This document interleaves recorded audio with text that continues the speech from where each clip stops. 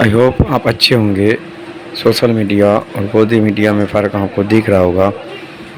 आजकल आप देख रहे होंगे गोदी मीडिया बिल्कुल मुंह बंद करे बैठा हुआ है, जबकि वर्तमान में बीजेपी और आरएसएस में इतना जमकर जंग छिड़ी हुई है कि अंदरूनी कलह किसी से छिपा हुआ नहीं है।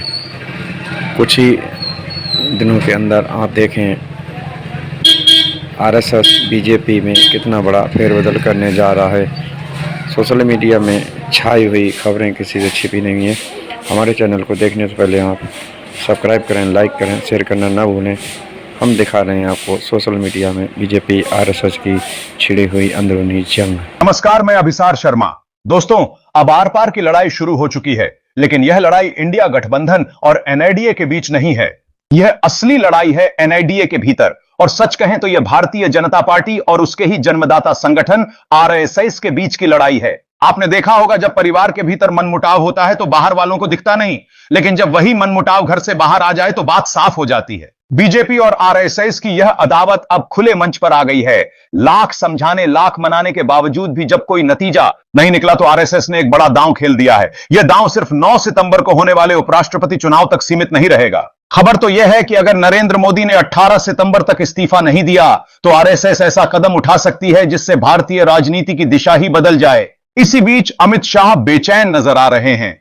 बेचैनी भी क्यों ना हो, दिल्ली के सियासी गलियारों यानी इंद्रप्रस्थ में अचानक हलचल बढ़ गई है। सारा घटनाक्रम इतनी तेजी से बदल रहा है कि मानो सत्ता की गाड़ी के ब्रेक ही जवाब दे गए हो। अब जरा सोचिए, बीजेपी जिसके पास 240 सांसद हैं, वह उन्हीं सांसदों के बीच फंस गई है। सत्ता में रहकर सत्ता से ही डरने की नौबत आ गई है, और इस पूरे घटनाक्रम का केंद्र बन गया है उपराष्ट्रपति पद का चुनाव, जहां दाम सिर्फ एक पद का नहीं बल्कि अमित शाह की पूरी साख का लग चुका है। दोस्तों, आज की सबसे बड़ी खबर आपको इसी वीडियो में बताऊंगा, लेकिन बताने से पहले एक छोटा सा लोकतांत्रिक अनुरोध है। अगर आपने अभी तक वीडियो को लाइक नहीं किया है तो कर दीजिए, शेयर भी कर दीजिए, ताकि सच्चाई सिर्फ आपके कमरे में कैद ना रहे बल्कि दोस्तों और परिवार तक भी पहुंचे। और हां, कमेंट करके बताइए कि आप इस वीडियो को भारत के किस शहर या राज्य से देख रहे हैं। सबको पता है कि नरेंद्र मोदी साहब को कोई टेंशन नहीं है, लेकिन असली टेंशन कहीं और है। टेंशन यह है कि उनका सबसे करीबी अमित शाह चाहे जैसे भी प्रधानमंत्री बनना चाहते हैं, यह सब जानते हैं, मगर अब यह भी सब समझ रहे हैं कि आरएसएस मानने को तैयार नहीं है। सोचिए, 2014 से लगातार प्रधानमंत्री बने हुए हैं, इतने बरस हो गए सत्ता में, और अभी हाल ही में गए थे आरएसएस के दफ्तर, वह भी तब जब पिछले साल उन्हें एक बड़ा झटका लगा। अब बात करते हैं बीजेपी अध्यक्ष की, नाम है जेपी नड्डा, लेकिन मैं तो कहता हूं मोहरा। हां, मोहरा, क्योंकि जब आप इस देश के प्रधानमंत्री मनमोहन सिंह को मोहरा कह सकते हैं और कह सकते हैं कि सरकार सोनिया गांधी चलाती थी, तो जेपी नड्डा को क्या कहेंगे? अध्यक्ष हैं। लेकिन बिना मोदी और शाह की इजाजत के कोई फैसला ले सकते हैं क्या? याद कीजिए, लोकसभा चुनावों के दौरान नड्डा ने एक बयान दिया था। उन्होंने कहा था कि अटल आडवाणी के समय बीजेपी को आरएसएस की जरूरत पड़ती थी, मगर मोदी के समय नहीं पड़ती। उस समय मैंने भी कहा था, नड्डा जी, जरूरत नहीं है इन बातों में उलझने की, बस अपना अपना काम कीजिए। विपक्ष वाले विपक्ष करें, बीजेपी वाले अपना खेल खेलें, लेकिन आरएसएस से बैर मत लीजिए। अब हालात देखिए, वही नड्डा आज सोच रहे हैं कि यह क्या हो गया, 240 सीटें आई और पूरा गणित गड़बड़ा गया। यह किसे अच्छी लगती है? किसी को नहीं। और अगर राजनीति में ही कोई नेता बेरोजगार हो जाए तो तकलीफ तो उन्हें भी होगी। यही हाल नड्डा का है। अब वही खेल सामने आ रहा है। अब देखिए हो क्या रहा है। गुप्त रूप से बीजेपी के, खासकर मोदी शाह गुट के नेता नड्डा को लेकर बैठकें कर रहे थे। खबर बाहर आ गई, आरएसएस ने कहा, अच्छा गुप्त बैठकें कर रहे हो तो आओ खुलकर बैठते हैं, और ऐलान कर दिया कि इस बार सीक्रेट मीटिंग नहीं होगी। 9 सितंबर से पहले एक बड़ी बैठक होगी। उसमें कौन होगा? आरएसएस गुट के सारे बीजेपी सांसद। और वहीं यह साफ कर दिया जाएगा, अगर मोदी ये सोचते हैं कि सरकार भी वही चलाएंगे, संगठन भी और पार्टी भी, तो यह अब ज्यादा दिन नहीं चलेगा।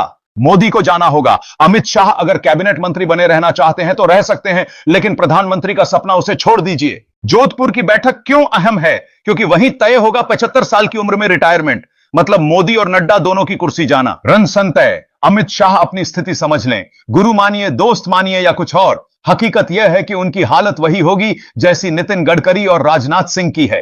बैठे रहिए, लेकिन बिना ताकत के देखते जाइएगा। ए तक क्यों नरेंद्र मोदी प्रोसुलोंधन मंत्री नहीं रहेंगे। और यह बात सिर्फ हम नहीं कह रहे, आरएसएस भी देख रहा है। उन्हें भी लग रहा है कि मोदी शाह की जोड़ी ने पार्टी को तो नुकसान पहुंचाया ही है, आरएसएस के एजेंडे की भी मिट्टी पलीत कर दी है। याद कीजिए, अटल आडवाणी का समय, वो दौर अलग था ना। विपक्ष की आवाज इस तरह कुचली गई थी ना। संवैधानिक संस्थाओं की साख इस तरह दांव पर लगाई गई थी। जो अब हो रहा है वही आरएसएस को नागवार गुजर रहा है। उस दौर में अटल आडवाणी के समय विपक्ष की हालत ऐसी कभी नहीं की गई थी जैसी आज हो रही है। आवाजें कुचली नहीं जाती थीं, ना ही किसी प्रवक्ता को हाई कोर्ट या सुप्रीम कोर्ट का जज बना दिया जाता था। लेकिन मोदी शाह के दौर में क्या होता है? राहुल गांधी के खिलाफ स्टे हटाओ और देखो सुप्रीम कोर्ट की कुर्सी मिल गई। चुनाव आयुक्त ऐसे चुने जाते हैं जैसे मोहल्ले की समिति बना रहे हो। संवैधानिक संस्थाओं की जो धज्जियां उड़ाई गई हैं उसका हिसाब देना ही होगा। और यह बात आरएसएस भी देख रहा है। दरअसल आरएसएस चुनाव नहीं लड़ता, बीजेपी उनकी संस्था है। लेकिन जब वही संस्था ऐसे लोगों के हाथ चली गई जिनकी वजह से आरएसएस की भी फजीहत होने लगी, तब मामला बदल गया। आरएसएस का एजेंडा हमेशा गुप्त रूप से चलता रहा, लेकिन मोदी शाह ने तो उस एजेंडे का भी बंटाधार कर दिया।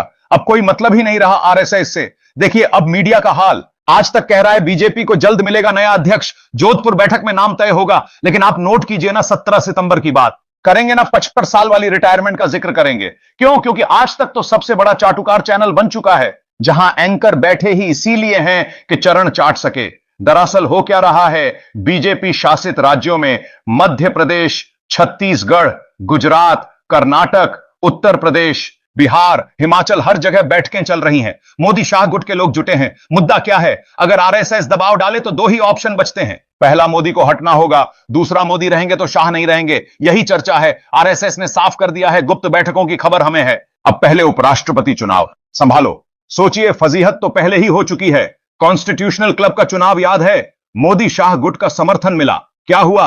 100 वोटों से हार गए। क्यों? क्योंकि आशीर्वाद मिला था, वरना शायद जीत जाते। यह पहली हार थी। इसके बाद जहां जहां बैलेट पेपर से चुनाव हुए, बीजेपी हारी, हर बार हारी। अब बारी है उपराष्ट्रपति चुनाव की। 9 सितंबर को मतदान है। 9 सितंबर को मतदान है और उससे पहले 5 सितंबर को बैठक, यानी साफ संदेश यह कि इस बार आरएसएस ही तय करेगा उपराष्ट्रपति कौन होगा। नाम आ रहा है बी सुदर्शन रेड्डी। तो दोस्तों, कहानी यही है। आरएसएस और बीजेपी की यह जंग अब खुलकर सामने आ गई है। मोदी और शाह के लिए यह सिर्फ सत्ता की लड़ाई नहीं है, बल्कि अस्तित्व का सवाल बन चुका है। लेकिन असली सवाल यह है, क्या इस देश की राजनीति हमेशा चुपके चुपके बैठकों और गुप्त सौदों से चलेगी? क्या जनता सिर्फ वोट डालने तक ही सीमित रहेगी? क्या संस्थाएं अब भी लोकतंत्र की हैं या सिर्फ सत्ता की जरूरत पूरी करने का औजार बन चुकी हैं? इन सवालों के जवाब आपको ही तलाशने होंगे। हम तो बस इतना कह सकते हैं कि जितनी भी मीटिंगें हो, जितनी भी चालें चली जाएं, जनता की नजर सब देख रही है। यही फर्क है टीवी की चकाचौंध और असल जिंदगी के अंधेरे में। अगर आपको यह वीडियो अच्छा लगा हो तो इसे लाइक कीजिए, दोस्तों और परिवार के साथ शेयर कीजिए।